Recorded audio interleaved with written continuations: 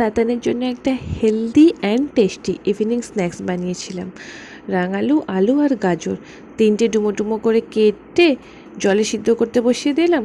তারপর ওগুলোকে ভালো করে ম্যাশ করে নিচ্ছিলাম। আমার কাছে পটাটো ম্যাশার ছিল না, সেই জন্য একটা বড় চামচ দিয়ে ভালো করে ম্যাশ করে নিলাম, লাম্প যেন না থাকে।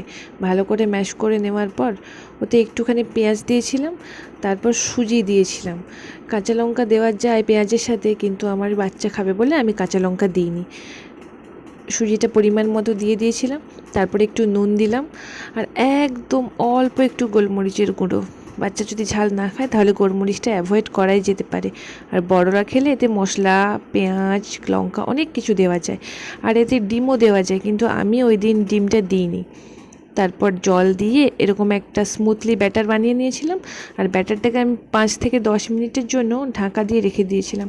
তারপর আমার তাতান অলিভ অয়েল খায়, ওতে একটুখানি অলিভ অয়েল দিয়ে ওটা চাটুতে করে একটু একটু করে দিয়ে দিলাম। তারপরে এই তো এপিঠ ওপিঠ হালকা করে ভাজা হয়ে গেল। ভাজা হয়ে গেলেই ওটা রেডি হয়ে যাবে। একটু উল্টে দিয়ে ভালো করে ভেজে নিতে হবে, একদম হালকা আঁচে। ওটা তাওয়াতে অয়েল ব্রাশ করেও করা যায়। তারপর রেডি হয়ে গেল আমার হেলদি অ্যান্ড টেস্টি স্ন্যাক্স। তাতানকে দিয়ে দিলাম। তাতান প্রথমে দেখে এত বেশি নাচে, কিন্তু ফিনিশ করবে না, কোনো কিছুই শেষ করে না।